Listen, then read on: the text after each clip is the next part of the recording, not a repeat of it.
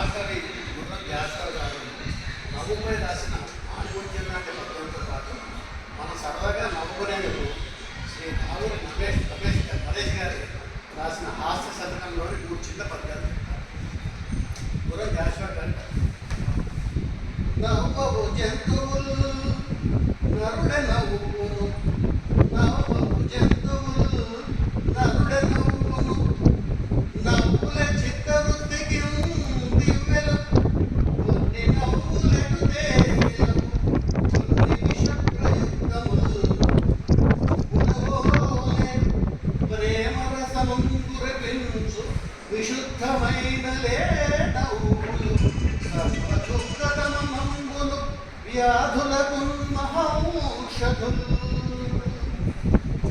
జంతువులు నవ్వు కేవలం మనసు మాత్రమే నవ్వుతాయి. ఈ నవ్వులే విశాలపు చీకట్ల చేత మసకబారిన మనసు వెలుగును ప్రసాదించే దీపాలు. కొన్ని నవ్వులు ఎప్పుడు తెరవు అంటే మనస్ఫూర్తిగా నవ్వుతున్నారా లేక వెటకరంగా నవ్వుతున్నారా అనేది తెలియదు. కొన్ని విషపూరితమైన నవ్వులు పువ్వుల వల్ల ప్రేమ రసాలను కురిపించే లేత నవ్వులు సర్వ దుఃఖాలని హరిస్తాయి, వ్యాధులకి మహౌషధంగా పనిచేస్తాయి. ఇంకా రావూరి నరేష్ గారి హాస్య పద్యాలండి. వంట చేసను 3 నాళ్ళ వారమునకు పెళ్లి చేసుకోకమునుకు వంట చేసను 3 నాళ్ళ వారమునకు పెళ్లి చేసుకోకమునుకు పెళ్లి జరిగినాక తప్పలేదతనికి వారమంత వారమంతయు కోట్ల వరుస. పెళ్లి కాలంలో వారానికి 3 సార్లు వంట చేసుకున్నారు.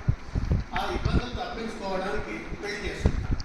తీరా పెళ్లి చేసుకున్న తర్వాత ప్రతిరోజు 3 పూటలా తనే వంట చేయక తప్పటం లేదు. అల్లుడెట్లుండు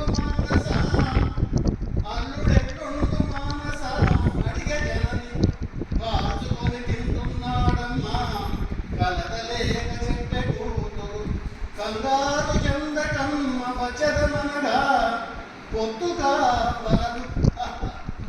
తల్లి కొత్తగా పెళ్ళైన కూతురికి ఫోన్ చేసి మాట్లాడుతూ అల్లుడు ఎలా ఉన్నాడు మానస వంటింట్లో జొన్న పొత్తులు కాల్చుకుంటున్న భర్తను చూసి తల్లితో మొదటి పదం మింగేసి కాల్చుకుంటున్నాడమ్మా అని వెంటనే తల్లి "ఏమీ కంగారు పడకమ్మా, ఇప్పుడే బయలుదేరి వస్తున్నాం" అని ఏంటి జొన్న పొత్తుల కోసం ఇక్కడికి వస్తారా బాగోద్రమమ్మా